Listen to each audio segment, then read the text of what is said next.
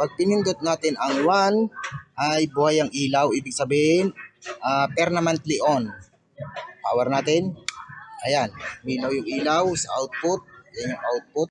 Yung isa naman dalawahan, ang ibig sabihin yan ay yung sensor. Every 15 seconds mamatay yung ilaw, pero pagka may gumalaw at sensor, automatic mabubuhay ang ilaw kung gusto nyong mag-sensor. Power natin at bilangin natin kung ilang seconds siya mamamatay. Sa mga ganyan ay automatic siyang mamamatay pagka walang gumagalaw. Oh, really? Ayan guys, namatay yung ilaw at pag gumalaw ka, tapos natin gumalaw at isa-sensor ko gamit ang aking kamay, kunyari may gumalaw. Ayun o. Pagka gumalaw ka, automatic mabubuhay. Kung naka-number 2 ka sa switch, ay bilang tayo, 1, 2, 3,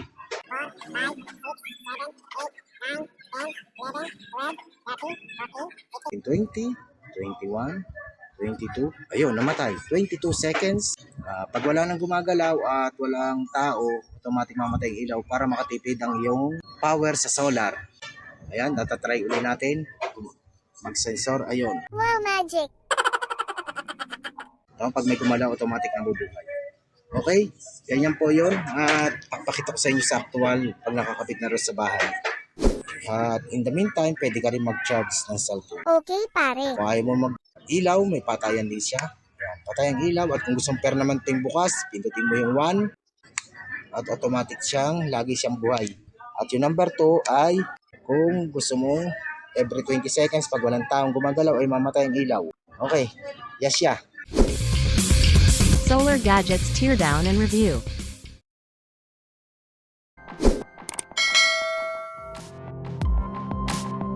Ang mga kailangan ay box, digital voltmeter, motion sensor, isang switch na isang kapasitor, at mga banana type. At pwede na rin tayong gumamit nito na 12 volts, ang labas ay 5 volts para sa pag-charge sa cellphone.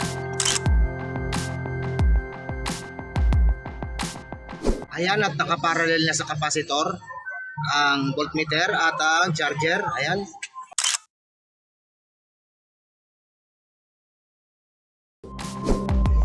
Ang photosensor naman ay ito. Ito yung input. Yan dalawang tabing gitna, nasa gitna. At yung dalawang tabi naman ay ayan ang output. Kaya ito yung supply, ito yung output papunta sa load. Okay? At ito na siya. Itong input ng negative ay nakalagay dito sa magkabilang switch at yung output ay nakalagay dito. Switch at ito yung common. Ito na ngayon ang output papunta dito sa natitira nating negative. Output ng negative na kinap ng switch ay narito. Ayan, sa gitna. At yung positive ay magkakasama lang. Okay?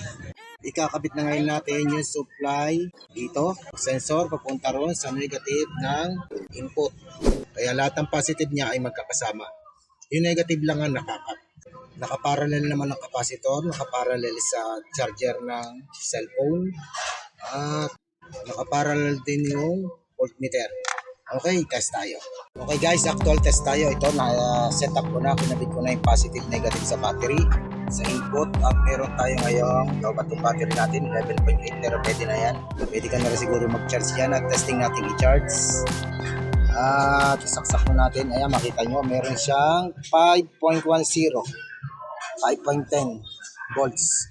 At charge, ayan, makita natin. Ayun, at nag-charging yung phone. 1.24 ampere. Okay, legit.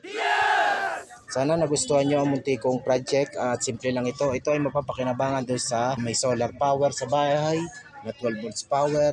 Maraming salamat. Kung may mga katanungan ay bukas ang ating comment section sa baba. Huwag mag-atubili magtanong at narito tayo at pipilitin natin sagutin ayon sa ating nalalaman.